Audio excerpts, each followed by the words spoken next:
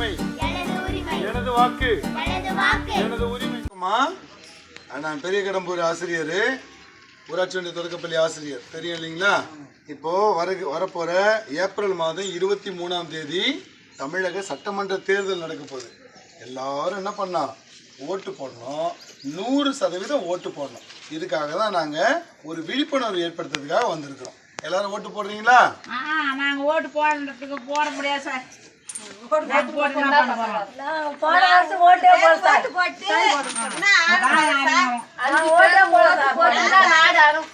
அஞ்சு பேர் ஓட்டு போட்டு நாடு ஆளை போகுது. அம்மா அப்படி நீங்க சொல்லக்கூடாதுமா. நீங்க 5 பேருமே இந்தியாவுடைய சிறந்த வாக்காளர்கள். ஒவ்வொரு வருஷமும் புரியுதா 18 வயது நிரம்பி எல்லாருக்கும் புதியதாக வாக்காளர் தினத்துல அந்த அடையாள அட்டை கொடுக்குறாங்க இல்லையா? கொடுத்துட்டாலே இந்த ஓட்டு போறது நம்ம உரிமை, நம்மளுடைய கடமை, புரியுதுங்களா? அதனால நான் ஏன் போடணும், வெயிலா இருக்கு, வயசாயிடுச்சு, ஓட்டுக்கு வயசு வித்தியாசம்லாம் கிடையாது. நம்முடைய ஓட்டு முக்கியத்துவம் வாய்ந்தது. நம்ம ஜனநாயக நம்ம கடமையை நம்ம செய்யணும். ஒரு ஓட்டுல ஜெயிச்சவங்களும் இருக்கிறாங்க, புரியுதுங்களா? ஒரே ஓட்டுல தோத்தவங்களும் இருக்கிறாங்க. அதனால நம்ம ஓட்டுலாம் முக்கியமா அப்படின்னு நினைக்காதீங்க.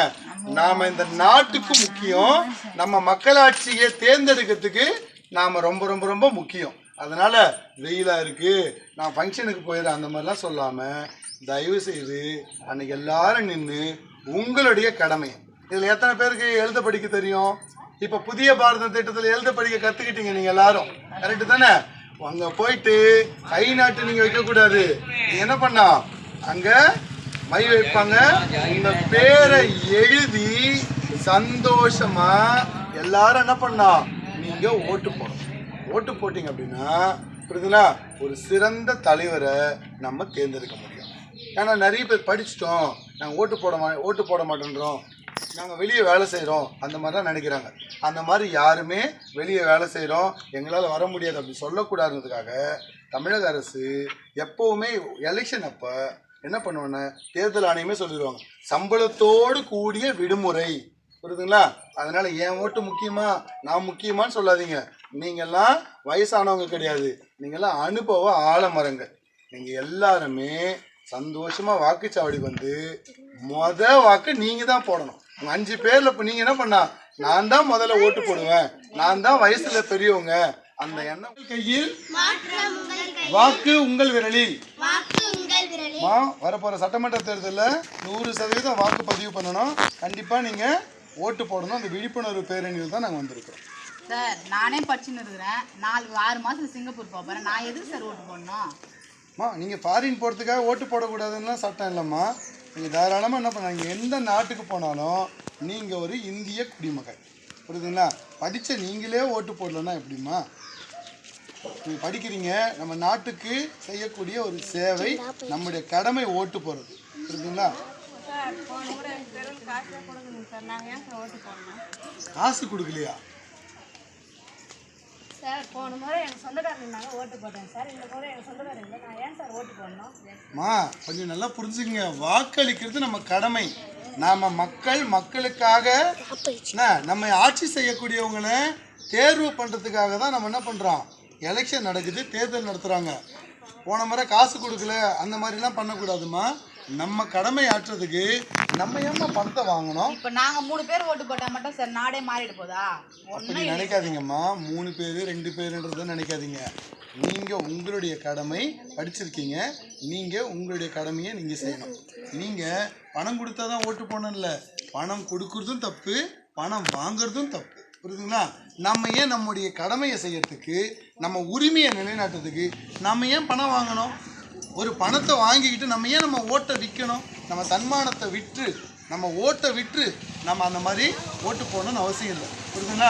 அதனால் நீங்கள் உங்கள் கடமை ஆற்றுறதுக்கு பணத்தை வாங்கணும்னு எப்பவுமே நினைக்காது, புரியுதுங்களா?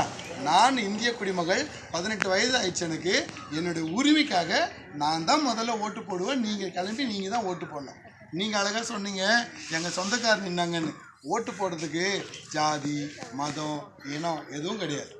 நீங்கள் மனசுக்குள்ளே யார்கிட்ட நம்ம ஆட்சி பொறுப்பை கொடுத்தா அவங்க சிறப்பாக செயல்படுவாங்க. நீங்கள் சிந்திக்கணும், சிந்திச்சு அவங்களுக்கு ஓட்டு போடணும். சொந்தக்காரங்க தெரிஞ்சவங்க நம்ம நண்பருங்க நிற்கிறாங்கன்னு எப்போவுமே என்ன பண்ணக்கூடாது, பாராபட்சத்தோடு போட்டோம் அப்படின்னா சிறந்த தலைவரை நம்ம தேர்ந்தெடுக்க முடியாமல் போயிடும். புரியுதுங்களா? எல்லாமே கொஞ்சம் இளைஞர்களில் தான் இருக்கீங்க. தயவு கூர்ந்து உங்களுடைய கடமையை நீங்கள் சரியாக செய்யணும். பணம் வாங்கக்கூடாது. அதுதான் நாங்கள் சொல்லியிருக்கிறோம்.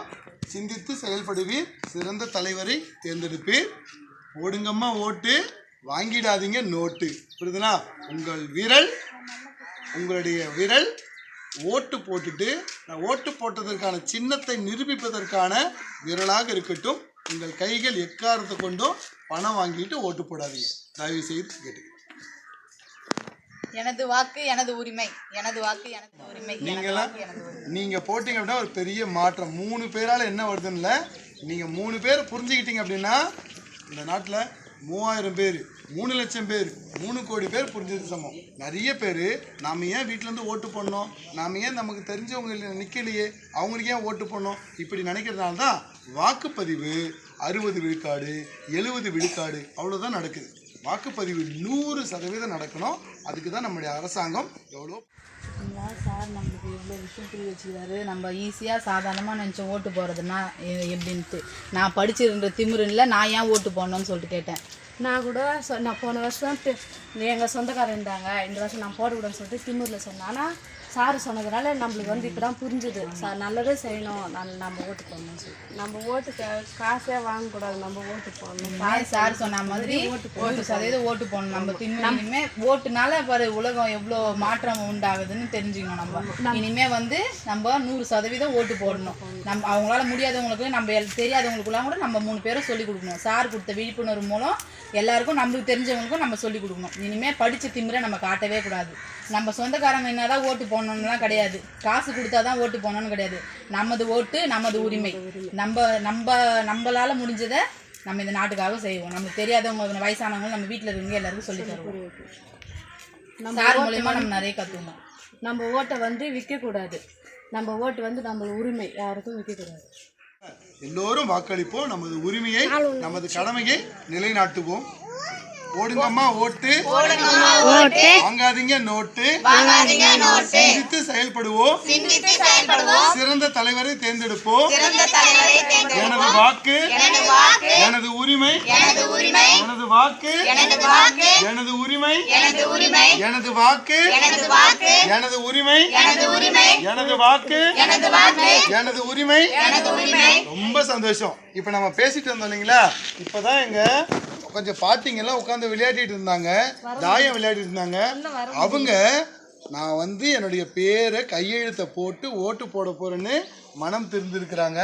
நீங்கள் எல்லாரும் சேர்ந்து நம்ம தெருவில் இருக்கிறவங்க முதல்ல வந்து ஓட்டு போடணும். நாம தான் ஓட்டு போடணும். சந்தோஷமா ஒரு திருவிழாவில் எல்லாரும் கலந்து போடலையா, ஒரு உள்ளூர்ல திருவிழா நடக்குதுன்னா எல்லாரும் கலந்து போடலையா திருவிழாவில், அது போல இந்த தேர்தல் திருவிழாவில் எல்லோரும் கலந்துக்கிட்டு எல்லோரும் ஓட்டு போடணும். 100% ஓட்டு, அதுவே எங்கள் லட்சியம். நான் 100% வருகின்ற சட்டமன்ற தேர்தலில் வாக்களிப்பேன். சாதி மத பேதமின்றி வாக்களிப்பேன். என் வாக்கு என் உரிமை, என் வாக்கு என் உரிமை.